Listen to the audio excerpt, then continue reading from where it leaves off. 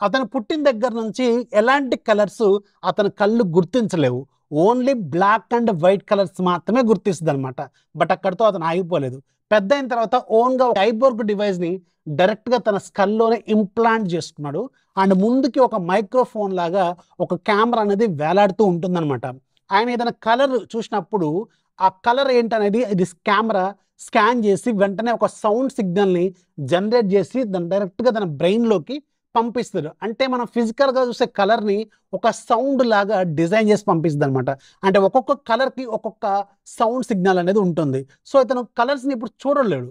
వినగలడనమాట. అంటే ఇది yellow colour, ఇది బ్లూ కలర్, ఇది రెడ్ కలర్ అనేది డిఫరెంట్ సౌండ్ సిగ్నల్స్ అనేవి అతని బ్రెయిన్‌లోకి వెళ్ళటం వల్ల అతను అది కలర్‌ని రికగ్నైజ్ చేయగలడు. చాలా ఇంట్రెస్టింగ్‌గా ఉంది కదా స్టోరీ.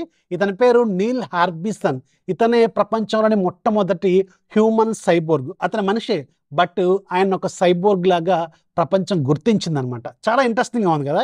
ఇతని గురించి మనం తెలుసుకోవాల్సిన విషయం ఏంటంటే, మనలో ఏదైనా లోపం ఉందనుకోండి, ఆ లోపంతో అక్కడితో ఆగిపోకూడదు మనం. దాన్ని అధిగమించడం కోసం మనం ఓన్‌గా మనమే బిల్డ్ చేసుకోవాలనమాట. చాలా ఇంట్రెస్టింగ్‌గా అనిపించింది కదా స్టోరీ.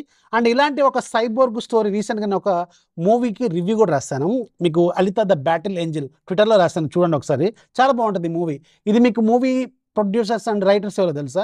జేమ్స్ కామెరూన్ 'అవతార్' ఉన్నారు కదా! 'అవతార్' మూవీ డైరెక్టర్ ఎవరైతే ఉన్నారో ఆయన 2003లోనే ఈ 'అలిత' స్టోరీని రాసిండు ఒక జపనీస్ బుక్ ద్వారా. బట్ అప్పుడు కుదరలేదట మూవీ చేయడం. బట్ రీసెంట్‌గా ఈ మూవీ చేశారు. చాలా బావుంది. నేను ఆల్రెడీ దాని రివ్యూ కూడా రాసాను. ట్విట్టర్‌లో ఉంటుంది. రివ్యూ అంటే పెద్ద రివ్యూవర్‌ని ఏం కాదులే గానీ నాకు తెలిసిన స్టైల్‌లో నేను రాసాను. ఒకసారి చూడండి. ఆ మూవీ కూడా చూడండి. అండ్ దానికి మన 'రోబో' మూవీ ఉంది కదా! కొంచెం లింకప్ ఉంటుందనమాట.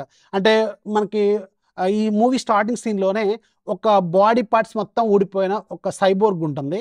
ఆ సైబోర్గ్ డంప్ యార్డ్‌లో ఉంటుంది. ఆ డంప్ యార్డ్‌లోంచి ఒక సైంటిస్ట్ ఆ రోబోట్‌ని తీసుకొచ్చి దానికి ఓన్‌గా చనిపోయిన వాళ్ళ పాపకు సంబంధించిన జ్ఞాపకాలతో బాడీని బిల్డ్ చేస్తున్నాడనమాట. చాలా ఇంట్రెస్టింగ్‌గా ఉంటది. ఒక లుక్ అయితే ఆ మూవీ గూడా. ట్విట్టర్‌లో ఫాలో అవుతున్న ఇలాంటి ఇంట్రెస్టింగ్ కాన్సెప్ట్ మూవీలు కూడా మీకు అక్కడ రాస్తూనే ఉన్నాను.